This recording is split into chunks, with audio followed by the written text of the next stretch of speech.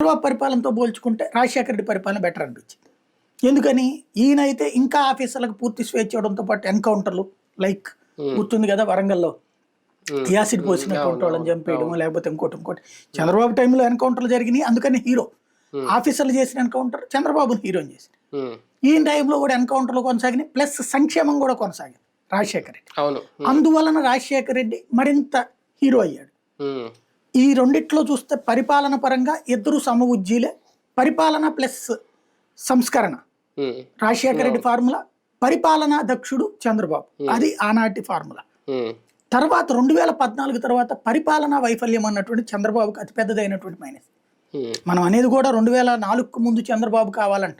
చంద్రబాబు మీద మనకేం వ్యతిరేకత లేదు. 2014 తర్వాత బాబు వ్యవస్థలకు అతీతంగా, వ్యవస్థలకి వికృత స్థానం, గతంలో కాంగ్రెస్ పార్టీ ఏం చేసిందో అదే చేసుకొచ్చాడు.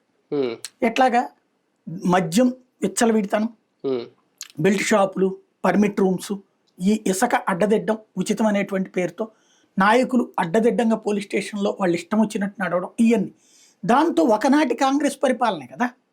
రౌడీజాన్ని ప్రోత్సహించడం, ఫ్యాక్షనిజాన్ని ప్రోత్సహించడం, తన్నినటువంటి వాళ్ళని ఈయనే స్వయంగా కూర్చోబెట్టి పంచాయతీ చేయడం, వచ్చేంతం నేనే ఒక బోండావమా ఇష్యూస్, ఇట్లాంటివన్నీ చేసినటువంటి సందర్భం. లేకపోతే అయ్యన పాత్రుడు గంటల మధ్యన, అంటే ఒక విచ్చలవిడితనం కాంగ్రెస్ టైంలో ఒకనాడు